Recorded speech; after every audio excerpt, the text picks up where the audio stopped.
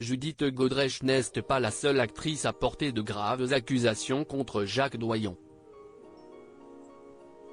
Anna Mouglali et Isilde Lebesco ont, elles aussi, fait de terribles révélations sur le réalisateur dans les colonnes du Monde. Judith Godrèche a décidé de ne plus se taire. Ce mercredi 7 février, au lendemain de son dépôt de plainte contre Benoît Jacot pour viol avec violence sur mineur de 15 ans, une enquête préliminaire a été ouverte par la Brigade de protection des mineurs, BPM. Une première étape dans le combat de l'actrice pour dénoncer l'emprise dont elle a été victime à l'adolescence de la part du réalisateur avec lequel elle a entretenu une relation intime alors qu'elle n'avait que 15 ans. L'ancienne femme de Danny Boone a encore frappé plus fort ce jeudi 8 février au micro de RTL en dénonçant un autre célèbre cinéaste, Jacques Doyon. Elle a ainsi révélé avoir été abusée par l'ancien compagnon de Jane Birkin et père de Lou Doyon.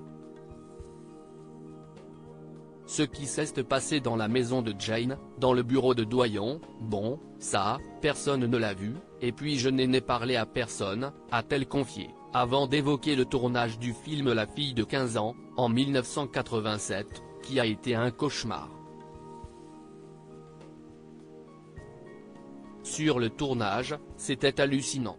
Il a engagé un acteur, il l'a viré et il s'est mis à la place. Tout d'un coup, il décide qu'il y a une scène d'amour, une scène de sexe entre lui et moi. On fait 45 prises. J'enlève mon pull, je suis torse nu, il me pelote et il me roule des pelles, a-t-elle expliqué. Un récit insoutenable. Anna Mouglali et Isilde Lebesco dénoncent aussi les agissements de Jacques Doyon. Judith Godrèche n'est malheureusement pas la seule actrice à porter des accusations contre Jacques Doyon.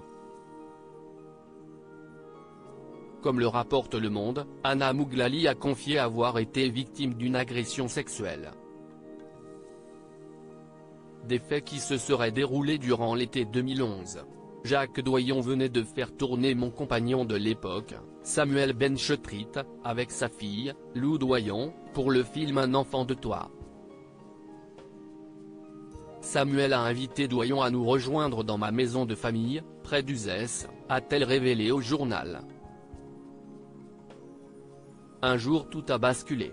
Un soir après le dîner, nous n'étions plus que deux dans la pièce. C'était dans la cage d'escalier sur le palier qui donnait sur la chambre de ma fille et la mienne dans laquelle j'allais rejoindre Samuel qui s'était couché plus tôt.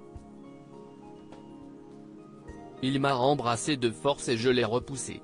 C'est sidérant de tenter un truc pareil, dans ces conditions-là. Il y a un tel sentiment d'impunité, une telle réification, a-t-elle déploré, alors qu'elle a décidé de ne plus revoir le réalisateur après cette agression. Le Monde cite également le témoignage d'Isilde Lebesco. La sœur de Mayouen a ainsi confié avoir reçu une proposition indécente de la part de Jacques Doyon. Alors qu'elle a déjà assuré avoir été victime de violences psychologiques ou physiques de la part de Benoît Jacot, sa collaboration avec le confrère de ce dernier a également été un calvaire. Quand Jacques Doyon prépare le film Carrément à l'Ouest, elle travaille avec lui durant 4 ou 5 semaines, au printemps 2000, au cours de séances au domicile du réalisateur, près du quartier Saint-Paul à Paris. Mais le rôle a finalement été confié à sa fille Lou. Lorsque j'ai refusé de coucher avec lui, il m'a retiré du projet et a donné le rôle à sa fille, a-t-elle déclaré. Mes souvenirs sont vagues. C'était assez subtil, dans le non-dit. Juste après mon refus, il m'a dit qu'il allait donner le rôle à Lou.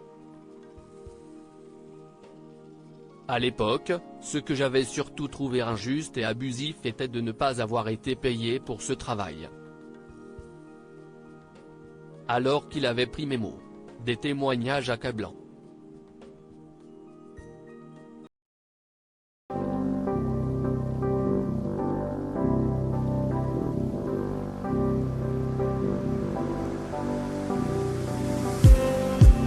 Just need